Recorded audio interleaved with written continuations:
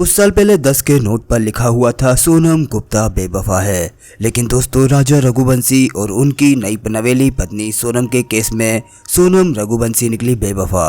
जी हाँ दोस्तों, इंदौर के कपल जो शिलोंग में हनीमून बनाने गए थे, लेकिन दोस्तों शिलोंग में मिली राजा रघुवंशी की लाश, वो भी बहुत ही बुरी स्थिति में। और दोस्तों तब से ही उनकी वाइफ सोनम रघुवंशी मिसिंग थी। लोग उनके लिए परेशान थे, यहाँ तक कि मध्य प्रदेश के सीएम तक ने उनकी खोजबीन के लिए ट्वीट कर दिए थे। लेकिन दोस्तों इस कहानी में पूरा फेर ही उलझ गया है। दोस्तों सोनम रघुवंशी उत्तर प्रदेश से मिल चुकी है। उसने पुलिस के सामने कबूल कर लिया है कि उसने 3 शूटर हायर किए थे राजा को मारने के लिए। दोस्तों सोनम के प्रेमी का नाम था राज कुशवाहा। हो सकता है सोनम और राज ने मिलकर ही राजा की हत्या की साजिश को अंजाम दिया हो, लेकिन फिलहाल में तो सोनम पुलिस की गिरफ्त में आ चुकी है। सोनम ने अपना गुनाह कबूल कर लिया है। सोनम के साथ में 3 और लोग शामिल बताए जा रहे हैं, जो या तो शूटर हो सकते हैं या फिर उसके अपने दोस्त। दोस्तों पहले तो यहाँ पे मध्य प्रदेश के सीएम साहब ने खुद ट्वीट करके कहा था कि उन्होंने मेघालय के सीएम से बात की है और इस केस की वो सीबीआई जांच करवाना चाहते हैं। लेकिन दोस्तों अब मेघालय के सीएम ने पोस्ट करके इस हत्या का खुलासा किया। उन्होंने कहा कि इंदौर में लापता दंपति में उस पत्नी ने ही 3 लोगों को बुला के हत्या की है।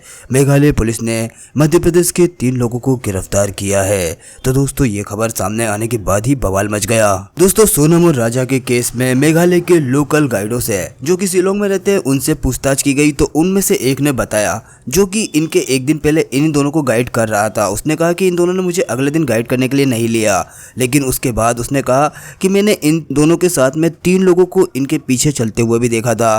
तभी से ये बात क्लियर हो गई थी कि ये 3 लोग इनके पीछे यहाँ से तो नहीं होंगे। जाहिर सी बात है ये तीनों इंदौर से ही इनके पीछे आ रहे हैं। ये खबर आने के बाद ही इंदौर के लोकल मीडिया हाउस ने राजा रघुवंशी एवं सोनम के घर में जाके उनकी खबर ली। तो दोस्तों यहाँ पे सोनम के मम्मी पापा ने तो एक बात क्लियर कर दी कि उनकी बेटी कभी भी खूनी नहीं हो सकती है। यहाँ तक कि उन्होंने मेघालय के सीएम को ही झूठा करार देते हुए सीएम के खिलाफ सीबीआई जांच की मांग की। 19 दिन में इस केस को पूरी तरह से सॉल्व कर लिया गया है। दोस्तों हुआ कुछ यूं था कि 11 मई को इंदौर के कारोबारी राजा रघुवंशी की शादी सोनम के साथ में हुई। 20 मई को हनीमून बनाने के लिए ये कपल मेघालय पहुंचा। दोस्तों सोनम ने खुद ही इस बात की जीत की थी कि वो हनीमून के लिए मेघालय शिलोंग जाएंगे।